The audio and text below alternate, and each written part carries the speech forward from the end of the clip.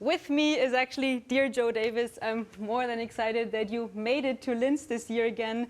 It was my first festival in 2016 when we got to meet, and you really changed my way of looking at art. You changed my way of thinking about it. And I mean, now a little bit about you first. Joe is an art scientist, I must say, because you are really embracing both disciplines in a rather radical and inspirational way.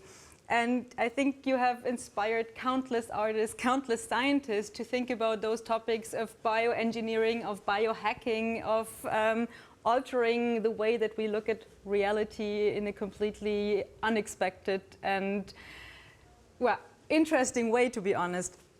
You are still an artist researcher at the George Church Lab at the MIT, right? George Church is at Harvard Medical School. Oh, I'm so sorry, that's my bad. But you are also at the MIT. Right, I am a member of both of those communities. Right, exactly. And I mean, have a living person that has both. That's rather rare. And then with me, of course, is Gerfried Stocker, the artistic director, and I hand over to you now to lead the conversation.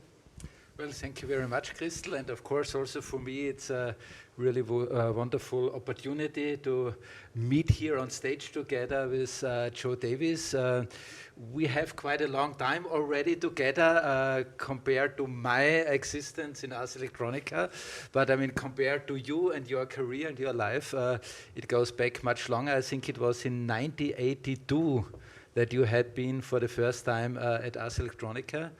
What was the project at this time? This was with the Center for Advanced Visual Studies. We came as yes, we came as a group. I think we flew Charlotte Moorman around in a balloon, and she was playing her cello. Stan Vanderbeek was here. Maybe one of his last appearances at exhibitions. Yeah. Yes, that was so long ago.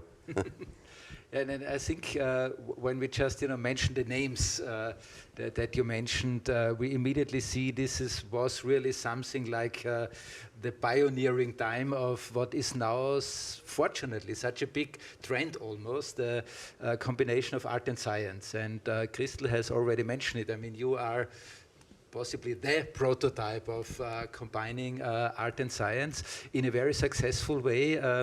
You have been able at a very early stage already to dive into a world of science that for many artists still nowadays is kind of very enigmatic and mysterious, the world of biotechnology and genetic engineering. And there was the name of one person, I think, who was not only very important for you to do it, but is a very important guy himself, George Church. I mean, among many things, he was one of the leading characters behind the Human Genome Project. And with your help, actually, we could get him even to Ars Electronica to do a lecture about this work. And of course, it's very interesting because we are working a lot in this, how can we bring artists together with scientists? How did it happen that you got to know George Church and not only got to know him, I mean, probably you will tell us anyway, I mean, he was offering you really a lot of support since then to realize your work. He gets it. Well, I think I met some of his postdocs outside of the laboratory, and then apparently they reported to George about me, and George then invited me to come meet him, and we just sort of hit it off immediately. That was now 12 years ago, I think. Yeah.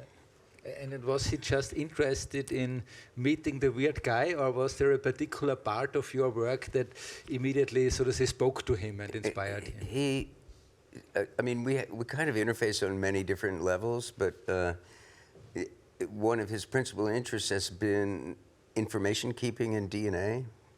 And Microvenus, this project that was the first, that's often cited as the first bioart project, has now also been cited hundreds of times as the first DNA information keeping project in purely technical and scientific terms. And I think that was sort of key to bring us together. George later published the first book in DNA. He published a full movie in DNA form. That was part of our mutual interest, but our interests go in many other directions as well, and continue to. I mean, at the moment, it seems almost like a popular trend to work with this idea that you can encode information in DNA, and then there are artists who encode their music, and then, so to say, cell bacteria cultures, almost like as if it would be real recordings of their music, playing in very interesting way. There is a lot of things where I say, well, they have to try it out. How did you come up with the idea for your work to think about this? What now, of course, is a very obvious thing, but 20, 30 years ago, I mean, this was anything else, or 40 years ago. Yeah, even. More like 40 years ago. Yeah. Well, I'm a kind of miner of paradoxes, right? I seek them out, and when I find them, it's always exciting, and there always seems to be some humor involved. I got very interested in the search for extraterrestrial intelligence many years ago, and I since that time I've transmitted several radio signals to other stars. The first one was a project called Poetica Vaginal. We transmitted vaginal contractions to 4 nearby stars. It was a paradox. The Pioneer and Voyager probes went out of the solar system carrying pictures of man and Barbie doll with no external female genitalia, like the aliens aren't entitled to know what we look like. The Voyager probe contained no nude human images at all, like none. And we're concerned that flying saucers come down and abduct us to experiment with our sex organs. I mean, they got to be curious. So you might think about it as a kind of education project to educate the flying saucers that intergalactic education to prevent further further embarrassment. But it was really about revealing ourselves to ourselves. That's been a concern of philosophers for thousands of years. Aristotle wrote about it in Poetics. You have to reveal yourself to yourself before you can reveal yourself to anyone else, and so. I mean, I imagine it must have been super difficult at this time even to get access to the size of radio telescopes that are necessary to transmit signals really into the intergalactic space. Did you tell intragalactic? Intragalactic. But you're exactly right. There are only several radars on Earth that are powerful enough to outshine the sun at these frequencies, and one of them, sadly, was Arecibo, which, as you know, just had a terrible calamity. But as I was involved in these radio transmission projects, I learned about the shortcomings of radar. Radar signals are photons, and as photons, they're subject to the inverse square law. That is, they diverge, and so any significant distance, you have to be directly in the line of the center of the transmission to. But paradox upon paradox, the first transmissions were aimed at the constellation Hercules, but the astronomers who sent them didn't take into account the proper motion of stars. That is, stars rotate around the galactic core at pretty high speed, and these stars are 25,000 light years away, so we aim it at this, and then 25,000 years from now. So anyway, it boiled down to 3 problems. You needed something that you could make hundreds of billions of copies of for hundreds of billions of possible receivers, not just one. And you needed something that could withstand the extreme environment of space, vacuum, radiation, temperature. And you needed something that could remain intact for periods of geologic time. Because even to cross our own galaxy, which is like 100,000 light years, if mitochondrial Eve, who lived about 200,000 years ago, if she had all the equipment to transmit a message across our own galaxy, and it was instantly replied to, why that reply might not even be back yet, and meanwhile Eve evolves into a different species.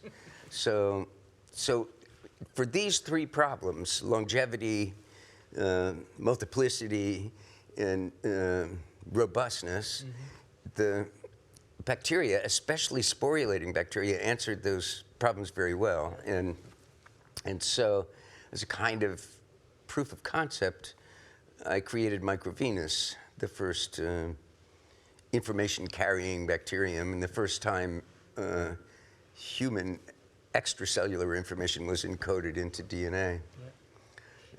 Just to interrupt you before we go to Microvenus, because what I think is very nice here, it seems to me very much that in a certain way you really come from communication. In a technological way, I mean, you know really a lot about communication technologies. Is this a kind of technical background of yours? I have a degree in creative arts, it's sort of the lowest form of art degree. But you know, I like to think that I've gone through life, or one of my many lives, as a Vitruvian character. Marcus Vitruvius Polio, he said in his great work of 10 books of architecture, he said, if you want to be a perfect master, that you have to know how to draw, of course, and how to write, but you also have to know how to do figures, how to do arithmetic. Try telling that to artists these days. That we should know something about moral and natural philosophy, that we should know something about history and music and about the relationships of the human anatomy to itself and the relationships of the astronomical bodies to themselves. And all of these things, see, is what he thought an artist needs to know. And he anticipated the question, well, how can one person consume all of these things, embody all of these different disciplines? And he said, well, everything is connected. Everything is connected to everything else. And if you pay attention from youth, and throughout your career, you will find yourself curious about all of these things, and you will build this knowledge. And I think that's important. I think it's really important now, especially now, that artists have some scientific literacy, because we're in a maze of misinformation, fake news. Artists must become scientifically literate, and it doesn't mean that we have to abandon emotional literacy, but you know, art is like quantum physics. Art tries to describe the whole world, and the problem is you can't describe something that you choose to remain clueless about. So, but you yourself, you educated yourself about this wealth of scientific and technological knowledge that you definitely had to have at a very early stage to be able to conceive these projects and to convince somebody like George Church to allow you to enter his laboratories. I think he convinced me. Convincing Otto Pino was tougher. You know, to be fair, for the last 40 years I've been surrounded by some of the greatest minds, and Cambridge, Massachusetts is an amazing, magical place. It's sort of like Oz. With Harvard and MIT, if you need anything, do you need a nuclear reactor or a 1,000,000-watt laser beam or the biggest magnet in the world, or do you need a half gallon of heavy water? Well, you're in the right place. A radar bright enough to outshine the sun. And so these people impacted my life, right? It sort of like brings the point to spirituality. My father used to say, the shadow of the cloud leaves its permanent mark on the stone, because photons have their effect on everything. And that sooner or later, we'd be able to build an instrument with sufficient resolution to resolve the fact that the shadow of this cloud passed over this stone. And he said, like the shadow of the cloud, we imprint ourselves on everything we encounter, animate and inanimate. He called it the thermodynamic soul, because it's a theory of the soul that agrees with thermodynamics. So what was the background of your father then? He was a chemist. Oh, he was a scientist. Yeah, well, he was an industrial chemist. Oh, yeah. Well, there's still a lot of science. Yes, yes. Yes, and as a child, there were Scientific American and Chemical and Engineering News, and some of these publications were around. Not that I really understood much of it back then, but... So was your father happy when you decided to become an artist? You can't do that. Gee, I don't know. I was, I think in all of my memory, I was an artist. I was the artist among 7 siblings. I did everything for all 7. Every time there was a cake sale or a science fair, I did all of the... I remember dreaming that I could draw a dinosaur when I was like 4 years old, 5 years old, and I drew the dinosaur, and from that time. And I think it's not that we make a rational choice to become an artist. We're artists because we can't help ourselves. If we had any choice in the matter, we'd probably do something far more practical, like bookkeeping or accounting or, corporate law. But, yeah. Well, pretty happy that you didn't go into bookkeeping or corporate law. And to come back to what you already started, I just thought for me it's very interesting, this engagement that you had with kind of communication, radio technology, and then from this as you started already to describe, you move into a field that is now very popular almost in the arts, bioart, genetic art. I mean, there are a lot of interesting terms around. And as you just started to describe, it seems for you it was not the choice that, there is this new thing, biotechnology, genetic engineering, let's jump on it. But it was just another way to utilize science and technology to convey your artistic idea with this Microvenus project. So maybe now you continue on this point, please. Well, it's cited as the first time language of any kind was incorporated into the DNA at all, and the DNA of a living organism. But I found a story about Max Delbruck and George W. Beadle. Back in the 50s, they actually imagined, they did a sort of thought experiment of how language, in this case English language, could be contained in a DNA sequence. George was winning the Nobel Prize that year, George Beadle. And Max and his pals at Caltech in Pasadena, California, sent him a telegram, and sent George a telegram. And the telegram was in 4 letters, A, B, C, and D, and there was one clue. It was the X in Max's name. And George Beadle took a few days to decode the telegram, and it said, using what was then known about the genetic code, and it contained the message that went something like, break this code or give back the Nobel Prize, blah, blah, blah. And then Max and his... okay, so then George sent another telegram back to Max with 4 letters, and it said, got your message just fine if I could only do the final step, meaning resolve the code, because they hadn't really figured out the genetic code completely at that point. And so Max and his pals back at Pasadena raced to put together a response before the end of the Nobel Prize ceremonies, and they made a model of 174 toothpicks in 4 colors. And in these toothpicks, there's a legend that George Beadle was the air freight officer, delivered these toothpicks to George Beadle while he was at the podium giving his formal lecture after the award ceremonies, and that he decoded it at the podium. And it contained a message that has deep historical resonance. It was, know me and you will know yourself. And that's what we were saying a minute ago. You have to reveal yourself to yourself. It's the inscription that's said to have been on the entrance of the Temple of Apollo at Delphi. Know yourself and you will know the secrets of the universe and the secrets of the gods.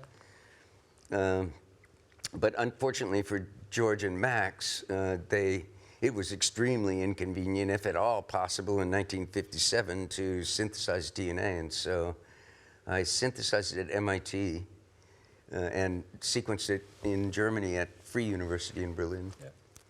So this episode with the Nobel Prize winners, this was like your inspiration and then you took it on because in Microvenus there is, of course, again, a very important story behind it.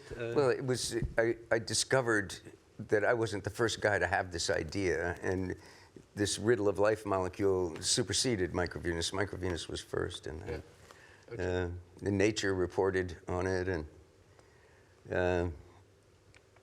there are some other details, but we can move on. Yeah? Yeah, I mean, we saw a very nice video just before that is in particular documenting your latest work.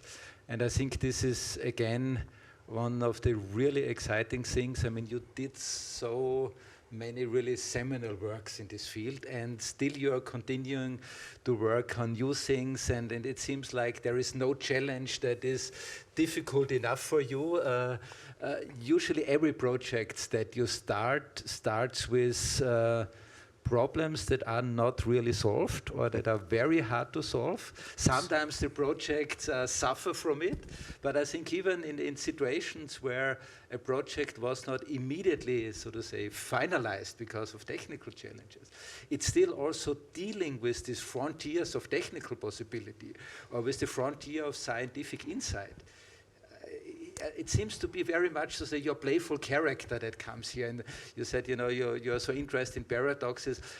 I always have the feeling, you know, with all the deep respect that you have for science, and even if you are not a trained scientist, I would say you are 100% scientist as well as you're 100% artist. You like to challenge and even sometimes joke a little bit with the sciences.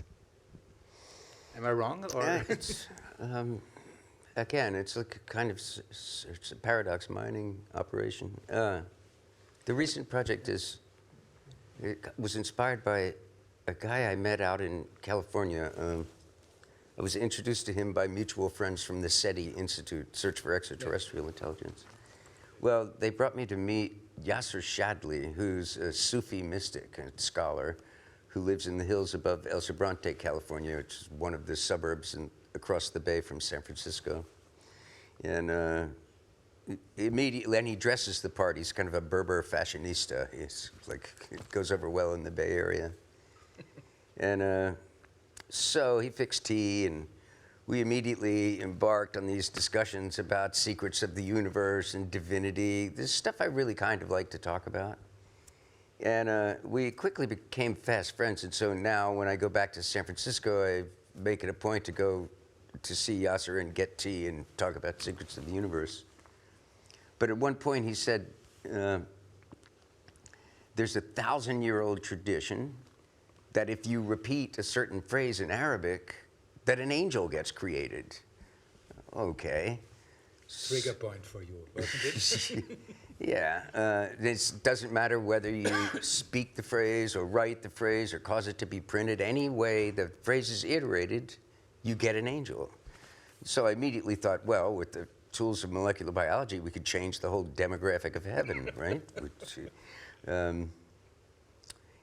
and so I had known Sarah Khan for some time previous to that, and we entered into discussion about it. We at first, not that we didn't believe Yasser, but we wanted to document find the earliest documents about this tradition. We found the oldest printed documents we found were from 1876 from a bookseller in Cairo, Egypt. And these were reprints from the 18th century, and the text contained references to 9th century references. It's also part of the Hadith, which are kind of parallel literature to Quran.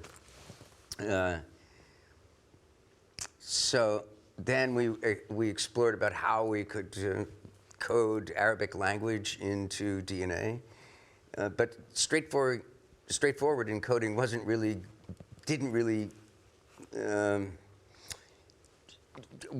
really that exciting for us. So inspired by the complex geometries and nested calligraphies of Islamic art, we applied a technique for encoding information into DNA that was sort of analogous to that. It allowed us to insert this Arabic phrase, which, by the way, is Subhanallah, which means hallelujah.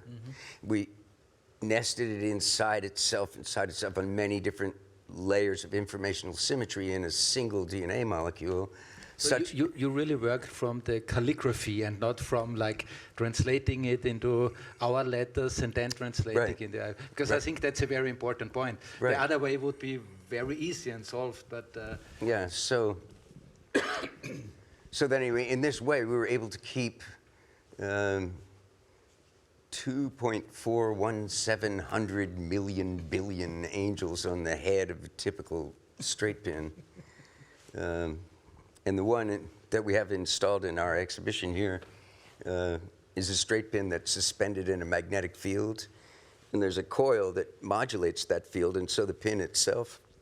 And we modulate the pin with the call to prayer on the hours of the call to prayer. And then we use an optical sensor and a small lamp and mini amplifier to resolve the motions of the pin, of the singing pin, back into sound. Well, that's what it really makes a Joe Davis work, you know. Probably everybody else would say, hey, super, we did this transcoding into DNA, and then you come with this whole universe of scientific relations and symbolism also. I mean, this is, I think, really one of the super exciting things that shows again your Vitruvian character, I would say. One of our problems that I have to bring up is that it was really difficult to bring Sarah Kahn to Austria. Maybe you could also tell us who is Sarah Kahn, and then please describe. Sarah Kahn is an artist and biologist from Peshawar, Pakistan, and she was essential to the project. And she was not allowed to enter Austria. If she has been vaccinated, we had to arrange for all the money for her transportation and her subsequent quarantine, even though she's been vaccinated. But there are laws in Austria, France, Denmark, Belgium, Bulgaria, in 16 countries that selectively prohibit garments, Islamic garments for women because of the face covering. Sarah wears niqab, and that's her personal vision of piety and modesty. And who are we to say, I mean, now we all have to wear masks, and there's another paradox, it seems. And I think with this project, Sarah does want to show us a face, but a different face of Islam, an Islam that is benevolent and tolerant, an Islam that carried knowledge of mathematics and science and philosophy through the darkest periods of human history, and that's quite capable of doing it now. I think the thing is, because of current events, that her presence here would have been so important. I mean, Ars Electronica goes art, technology, society, and this is a social issue. I mean, I'm a child of the 60s. I engaged in battles against considerable odds for civil rights and freedom of expression, freedom of speech, and those principles are suddenly brought back into sharp focus on this. I know this is really a super terrible situation, and even with all the attempts to try to get some help from the foreign ministry, it was not possible. And you're totally right. It's not only absurd in our times where we anyway are all running around totally face masked, but it's really an issue that clearly shows it's actually not about Islam or religion. It's really about xenophobia. It's about a very populist approach to think that you can please a few crazy people here by passing this kind of laws. It's unfortunately a very terrible trend that we have here. And I'm very sorry also as one of the organizers here that we couldn't manage any kind of way around the whole thing to bring her. We hope she is maybe listening to our interview now, and we can really use this as an opportunity to pay our respect and thank her very much for the wonderful contribution to this project. And yeah, we set aside money to pay her fines if she had been cited on the train or something. We had We had Yeah, little- but it's not only the fines. I think the even worse thing is this kind of xenophobic atmosphere here. yeah, I mean, it's like making a law against Yeah. silly hats Yeah. or, ponytails. How's yours? Well, you have yours in front. Because time is passing fast, I think we have some minutes left. One thing that you brought up specifically, just like 10 seconds before we went online, is supernatural phenomena, supernatural beings. I mean, of course, dealing with angels is one of these things. And I have maybe another question that I can squeeze in the last minutes. Do you know from your historical research about this, have there also in history been machines who are creating angels? Because it might be obvious that when there is the idea that it doesn't matter what kind of media you use, whether you're saying it, singing it, writing it, that already in the 16th, 17th century, yeah, people theoretically, a printing press is doing that every time it prints this phrase, subhanallah. And in But particular, if we most of us with serious scientific attitudes, with a rational approach to the world, well, we kind of are automatically suspicious about all things supernatural, right? Angels, elves, whatever, Santa Claus. But it turns out, if you think about it, another little paradox here, if you think about it, supernatural entities are far more common than we might automatically assume. So it takes the human brain 80 milliseconds to process the present. The present is the point, the very minuscule point between the light cone that is memory and the light cone that's prediction. And note that memory and prediction are both, obviously modifiable and changeable, and that all reality exists in this tiny interval between the past and the future. 80 milliseconds. It takes the brain 80 milliseconds to resolve the fact that the present just happened. And so we're stuck in the past. And since the Earth is moving around on its axis at 25,000 miles an hour and then around the sun at an even greater speed, and the sun itself is circling the galactic core, and the galaxy is moving through space at the blistering speed of 1,300,000 miles an hour, in 80 milliseconds, we travel about 31 miles or 50 kilometers. So not only are you my construct and I'm your construct, but we are, at this moment, 50 kilometers away. We're all supernatural. And on the matter of divinity, there's evidence that Neanderthals,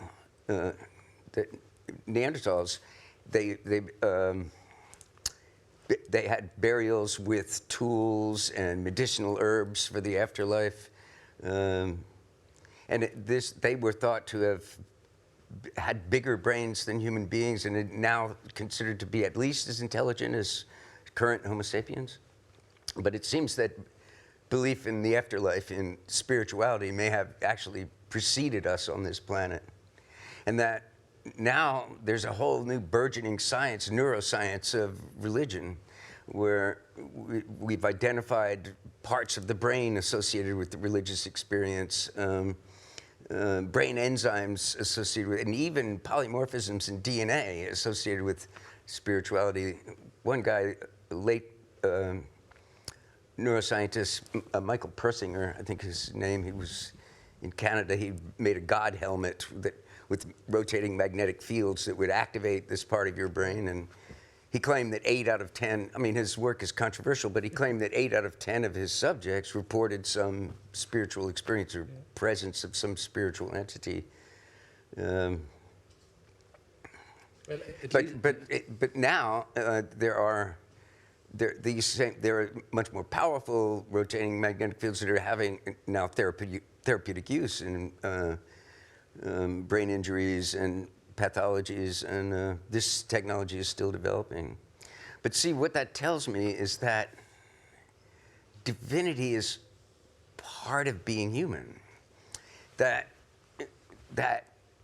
there's a kind of collective divinity. We've been slaughtering each other since we walked on the surface of Earth about trivial differences, but there is this divinity, I think, and it's one that we can also say wouldn't violate thermodynamics. And because it's so very much a part of human beings, we make a construct that we consider divinity, but you and I are making constructs right now. We are just as supernatural. And when we slaughter each other over these silly differences, we simply diminish the divinity. Certainly, when we kill each other, when we practice genocide, we lessen divinity somehow. Yeah. I have to keep an eye on the clock here. I think we have 2.5 minutes left. Oh, I get even 4 minutes now. Hey, super. We were so interesting. We got a little extension. And I think, I mean, the window that you just opened would need several more hours to really start to discuss. What I really like is, again, and you mentioned it yourself, this kind of Vitruvian approach of connecting spirituality, science, and of course arts also as a medium not only to communicate between things like spirituality and science, between the facts of our reality and the constructs of our visions, but of course also as something that allows to communicate such ideas to the audiences. And this is the bridge to ask you, what are your next steps? I mean, you are here now, and we are so grateful that you could manage to squeeze in Ars Electronica in your very tight schedules. Where are your next exhibitions and projects? Well, over pandemic, I'd been designing these little robots at home. Many years ago, I tried to get the Viking lander, operators of the Viking Mars lander, to let me put one rock on top of another rock, which I never gave up on that story, and I've been building these little robots that you control with iPhones that I could send into Death Valley with the satellite phone and lift up a rocket, put another rock as a kind of model that maybe sooner or later we can do things like that. Well, maybe a little bit more realistic is where is the next station of the Angels project going? Where have people the chance to see your projects? You also mentioned something about the exhibition for the opening of the new MIT museum coming Right, we're going to install an exhibition at the new MIT museum that will stand for 2 years. There will be a slightly expanded, greatly expanded version of what we've installed here. We're also installing a version of it at the newly renovated Anatomy Museum in Riga, Latvia, in like I think next week. So yeah. And the Angel's DNA has been distributed widely to laboratories all around the world. There people are making angels all the time. There's feathers everywhere. Carnegie Mellon, Stanford, Harvard, MIT, etc. Many places. Joe, in fact, we have a question from our audience that is watching online, and they would love to hear a bit more of how you and Sarah actually met each other and started collaborating with each other. Sarah was at MIT as part of the BioSummit meeting, which is a meeting of really DIY biology groups from around the world. And George Church and I were both there, and we both met Sarah at the same time. And then afterwards, we pretty much stayed in communication. And with the pandemic on our hands, my colleagues and we had more time to pursue these kind of ideas than we would have ordinarily. And so, part of the reason it was possible is even though my access to laboratory and the access of my colleagues to laboratories at Harvard and MIT were either completely non-existent or very limited, laboratory vendors, stayed in business in the pandemic, although the pandemic affected their productivity. We were able to synthesize DNA and sequence DNA, et cetera, from home. And so we were able to have our DNA created and cloned into a plasmid and delivered to our collaborators, and then we resequenced it to confirm its identity. Anyway, and Sarah and I sort of marshaled all of this as it was going on.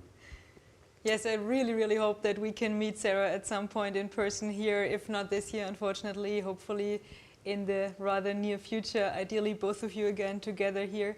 I'm sorry I have to somehow interrupt this really, really inspiring conversation. I wish we could go on just, but also everyone that is around in Linz, take the chance of meeting Joe here, of actually really taking the time to speak with him, to hear his stories, to meet him and to visit the exhibition, especially as you can get your billion angels yourself. We have quite a lot of them, I've heard. And thank you so much for joining. Thank you for spending some time with us here. Thank you for telling your inspirational stories and sharing them with all of us. It's been a real pleasure. And my honor. Thank you. Thank you.